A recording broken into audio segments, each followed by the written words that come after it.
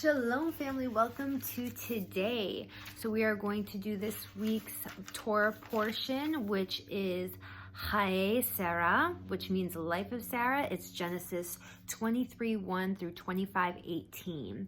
And it might seem weird that a Torah portion that is called Life of Sarah begins with Sarah dying, but what we discover as we read through these chapters is Sarah's life continues through Isaac's wife, Rebecca.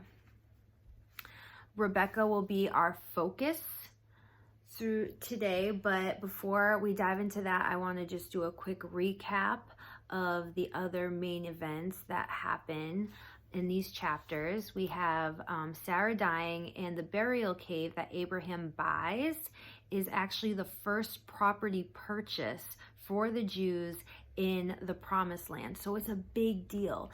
But it's important to mention that Abraham buys it for an outrageous price. It's super expensive. It's 400 shekels, which at that time would be the equivalent of 7 years' wages for a commoner.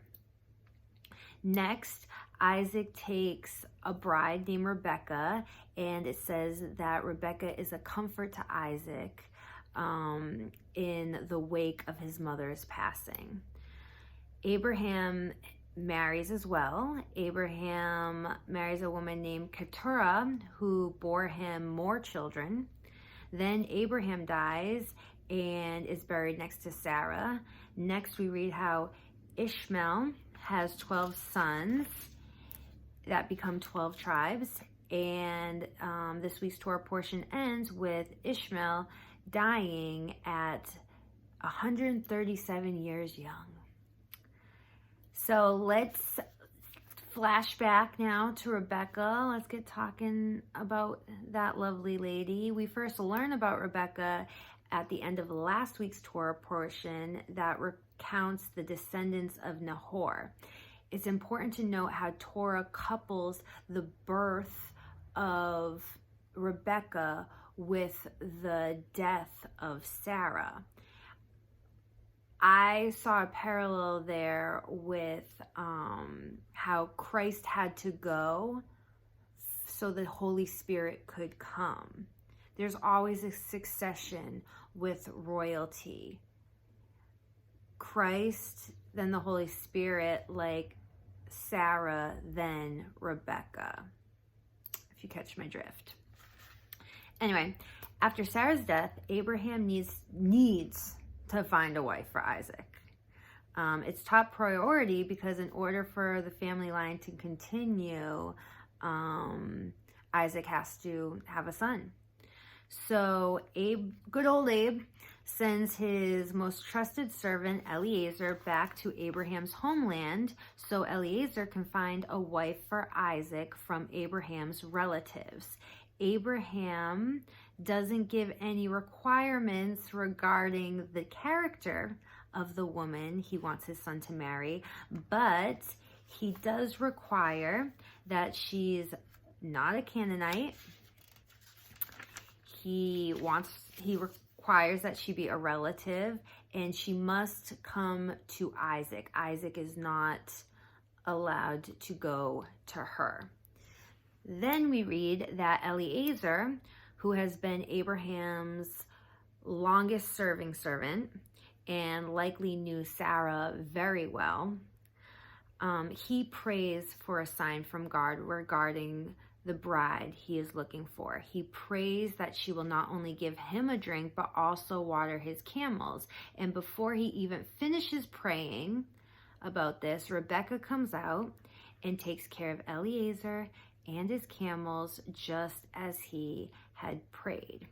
Genesis 24:21 says, Eliezer kept watching her in silence to see if the Lord had given him success. So when Rebecca finished what seems like it was a pretty big job, a significant job, Eliezer gives her a nose ring and 2 expensive golden bracelets, And he does that before even asking who she is or verifying that she is a relative of Abraham like he required.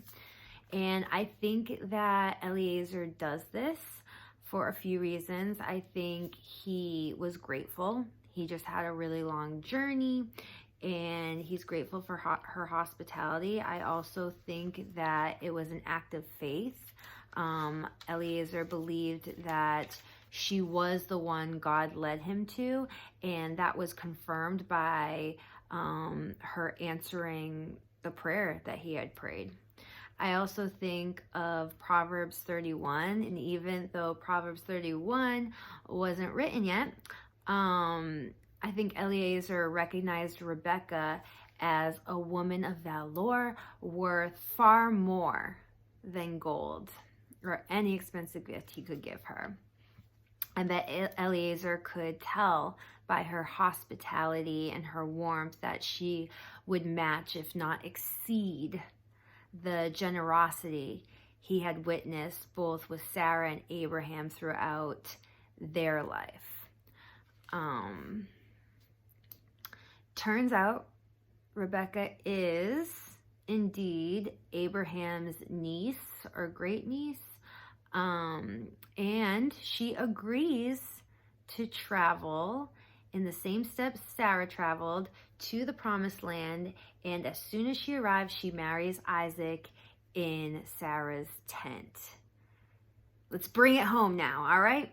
This week's Torah portion should remind us that, like the life of Sarah continued through Rebecca, the life of Christ continues through us. The same way Abraham paid an outrageous price for the inheritance he'd leave to the nations he would father, the Lord paid an outrageous, unthinkable price for the inheritance he leaves to us, his children. My prayer for you today is that you have a restful Sabbath, and I encourage you to read the life of Sarah, Genesis 23, 1 through 25, 18. I love you all. Shabbat Shalom.